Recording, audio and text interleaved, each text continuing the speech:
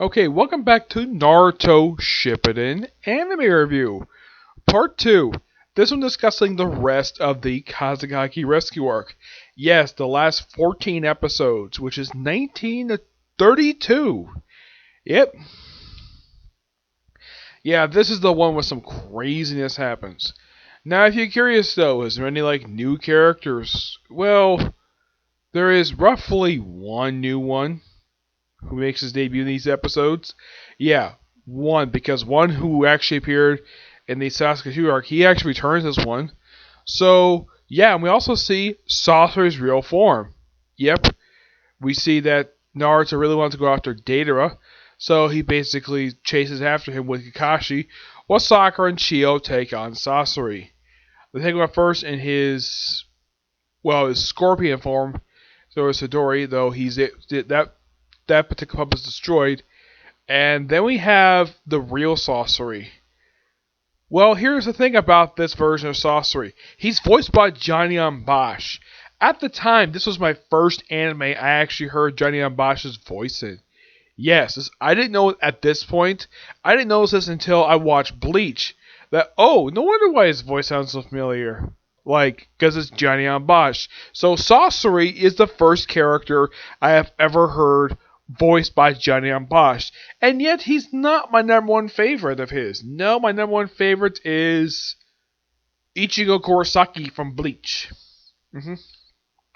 Which that's going to be my next rewatch basically after I finish this series up. I'm going to do that one because Bleach is coming back next year, so I want to do a rewatch of it and do a review like I did with One Piece and Naruto in this series. Yeah, and then of course these episodes we have Sakura taking on Sasori, which Sasori basically was asked about because he knows Orochimaru. He might know where he is. So over the course of episodes 19 and 28, we have Sakura versus Sasori, and they basically throw throw everything at each other. Basically throw a bunch of puppets at each other. They'll basically iron sand. They kind of reveal the whole thing about what happened with the third Kazekage. It was mentioned that he disappeared, and somehow, and this has actually happened 10 years, they said it happened 10 years ago, so roughly 10 years for the prior events of the series. And the series never was explained what really happened to him. It's just that somehow Sasori was involved with it and made a human puppet based on the third Kazekage. The thing is, the series never explained what the heck happened to him. He's one of those characters, by the time I finished watching the series, that it's left completely up in the air of what exactly happened to him. Yes, it's one of those, like I said, one of those mysteries that's left unsolved. If I get a chance, when I get a chance to finish up Shippuden, I'm probably going to do a top 10 unsolved mysteries video, because there's a lot of stuff this series basically left questionable by the time I finished watching it. Also forgot to mention in my last video, Anko makes a brief cameo appearance. Yes, Anko, walking by a dumpling stand where Jiraiya and Kakashi are talking. Meanwhile, though, we have Team Guy over the course of these episodes. Starting episode 19 up until 29, we have Team Guy versus themselves. Yep, fighting duplicates themselves. And this fight goes on for quite a while. And then Rock Lee figures, we got weaker and they got stronger. Yeah, we got weaker. So let's be stronger than we were yesterday, an hour ago, even a minute ago. So basically, Rock Lee figures this out and they defeat their duplicates. This is after a long, grueling battle. And then we have also Naruto chasing Deidara. Deidara's got Gaara's body in it. They chase him for quite a while, and then they figure a way to stop him by snapping his arm off with American Shuriken. Yep. Though he used it twice in this particular arc. This is also the first time that he actually is known for using it. Because here's the thing. He's actually had it. It was later revealed he's actually had this since the death of a friend of his that was actually explored in flashbacks. So he's had this for a long time, but he's never actually mastered it. It's just that, it took him a while to master it. So after they snapped it off, they pretty much get the part of the head of of Datara's like clay bird, which has Gaara, and of course you have Naruto Shadow clones. Who everything out basically bring out Gaara. Though they able to beat Gaara basically by having Naruto punch him from completely out of nowhere. And then Team Guy confronts him. They're about to fight, and then he just this is when he's armless. Proceeds to walk over to his clay bird, take a bite out of it with his own teeth from his own mouth, chew on it, and supposedly self-destruct. Yeah, it's actually revealed in the following episode after this, he survived. Yeah, it turns out he actually faked his death. And Deidara himself would never encounter Team Kakashi or Team Guy ever again in the series.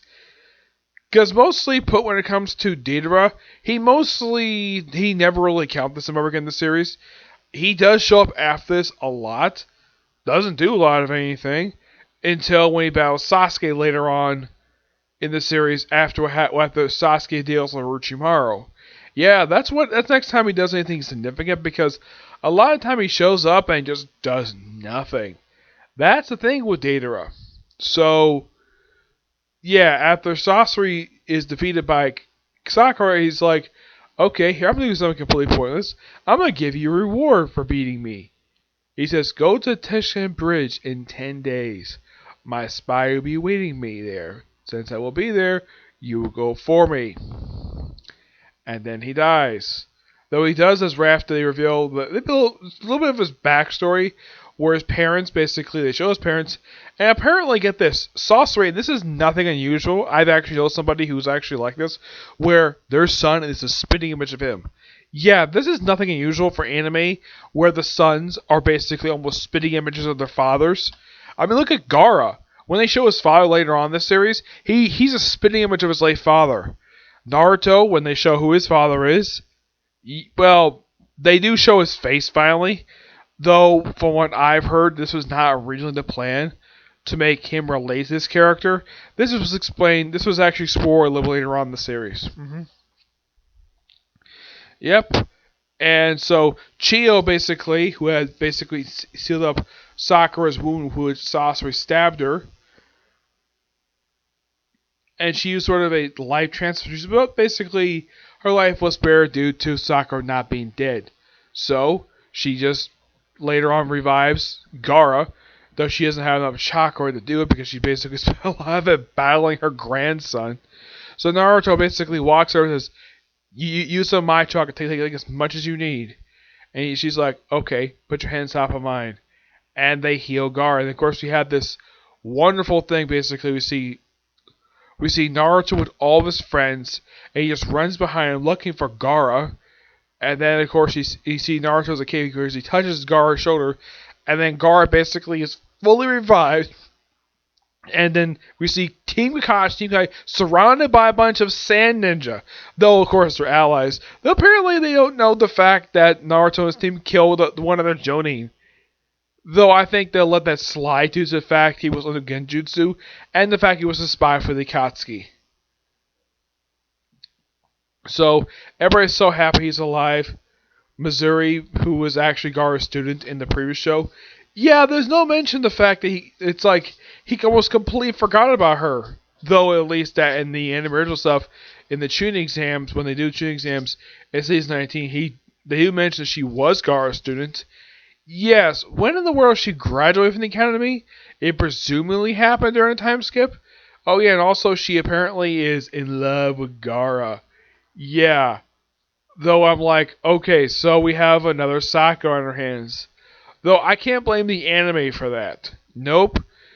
I blame Kishimoto for doing that by making Matsui pretty much almost a carbon copy of Sakura in personality, not in terms of the character. Though this is a character who does not a lot in the series. Yeah, she doesn't do that much, though she deeply, from what I can tell, they show us in the original stuff for season 19, she does deeply care about Gaara. Yes, she does. Though Tamari basically hilariously has to block Gaara's two admirers because they think he's so cool.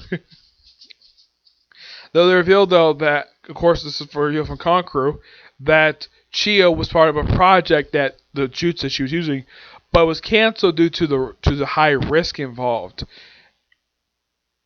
And because of the fact she sacrificed herself, she offered her life in exchange, basically for having the Kazekage, according to Kakashi, and the death of beheading a shinobi.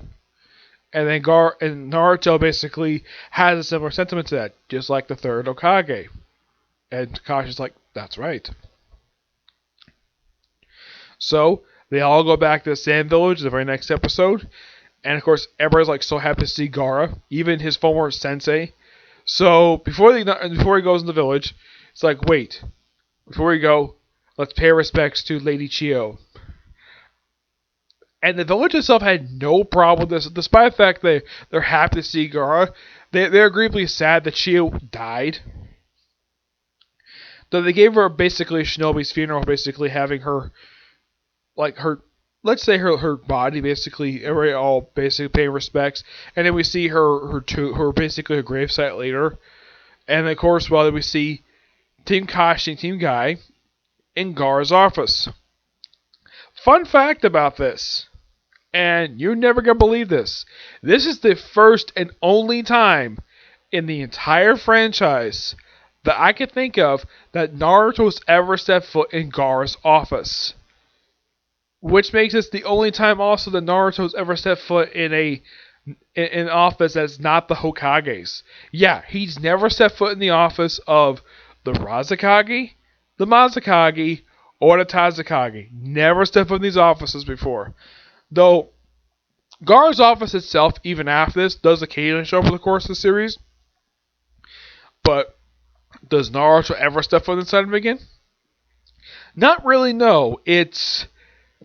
Well, as far as I can tell, there's never an explained reason why Naruto's never.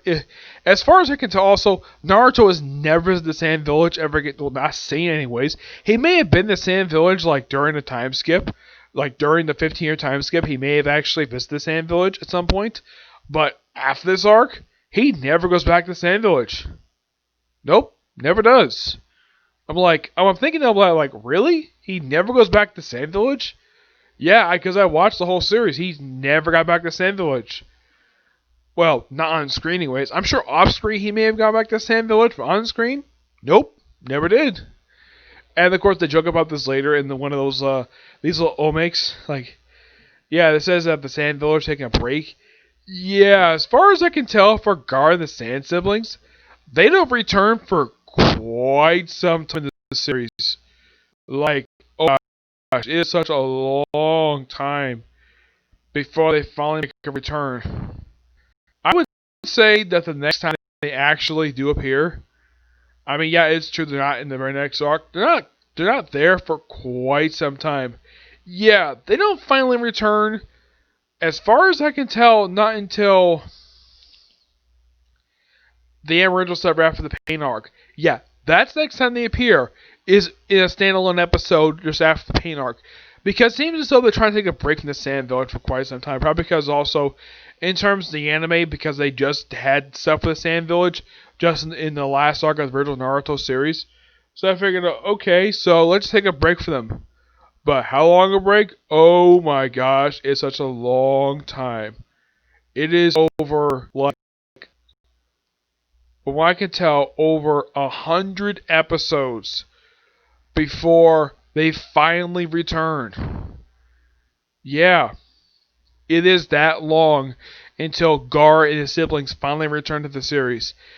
It's never really explained why that the Gaara and the Sand siblings don't really return in the series. Probably because they're not needed, per se. They could at least show the village at some point, but nope. Maybe Kishimoto wanted to basically have an idea of introducing brand new characters to the series. Maybe do some new outfits. They probably try something new, so he doesn't always have to go back to the Sand Village a lot.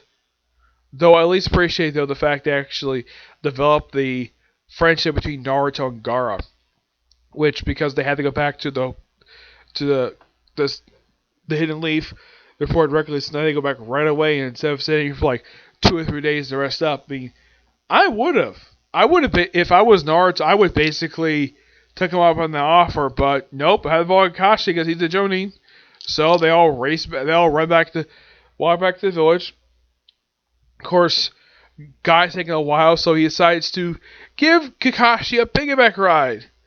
And by the way, when the next arc starts up, he's still riding his back, though. Lee basically thinks that maybe he shoes with Neji's, and Neji's like, forget about it. But he does have carrying his bag, which okay, that's quite nice thing to do. Yep. And also, I got mention this. They had this wonderful moment. We have Naruto and Gar shaking hands. Naruto's very reluctant to do it, mainly because he's never really done it in this series before. So Gar helps him by using his sand to politely, gently force him to basically shake his hand. Though Naruto doesn't have a really big problem with it at all. Nope, he doesn't hate Gar for it. He just shakes his hand and they go walk off, and that's it for that. Yep. All in all, really good arc. And here's the interesting thing about this particular arc in terms of this anime. There's not arc this long again for quite some time. Yeah, I was looking it up. Apparently, the next time you see an arc that's this long is not until Fourth Great Ninja War Confrontation, which doesn't happen to start until episode 261. Yeah, this is episode 32 when I left off with this arc.